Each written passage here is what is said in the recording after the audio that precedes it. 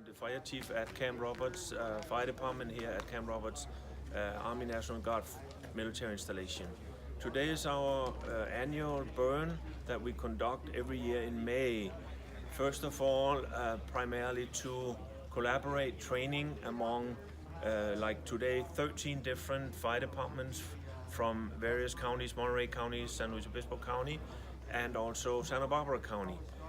We are doing this to collaborate our training so we are much better prepared to fight actual real vegetation fires which happen from now on till the rest of the year throughout the state. The second reason why we do it at Camp Roberts is to mitigate and limit the fuel load in our impact area that otherwise would be put on fire by active military training start taking place June 13 and goes for the next couple of months. By me performing this controlled burn today, I will create a lot of what we consider black space. That means it will never reignite, it will not burn again.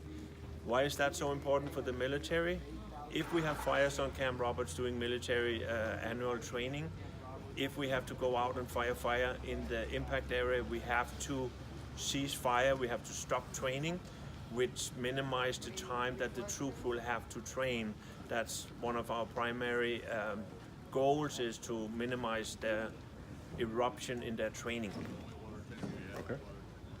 Okay, so I just have a few questions here that I've come up with. Sure. So you mentioned that Camp Roberts is conducting a control burn. Can you explain why Camp Roberts participates in this every year? We, as I already mentioned, this is to limit the fuel load in the impact area and also limited the chances of an eventual fire at Camp Roberts to escape into civilian land, which our neighbors highly appreciate that we have that in mind. We have on the north side of our impact area very little space between Camp Roberts land and civilian land, and that's where we are primarily focused on protecting and limited the fuel load so we can assure that we have nothing escape from Camp Roberts into civilian land. Okay. And do you know about how many acres will be burned? Today we are a little bit controlled by the weather conditions, but our ultimate goal is to burn roughly 7,000 acres.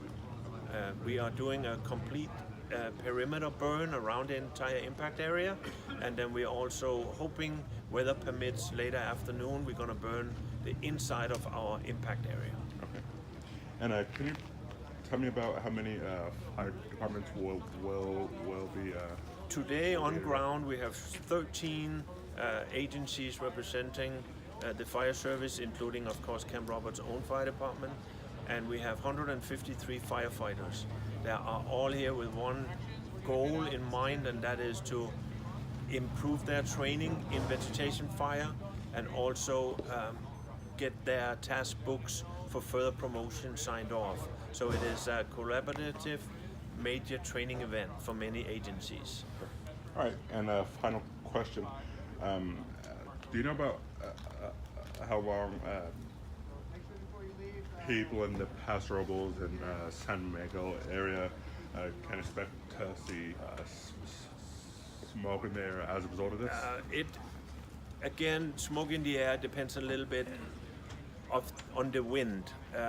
We are not allowed to put any fire on ground after 1700.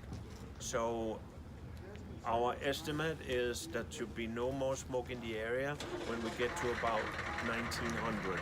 There should all air containing smoke should be lifted up and carried away from our immediate neighbors.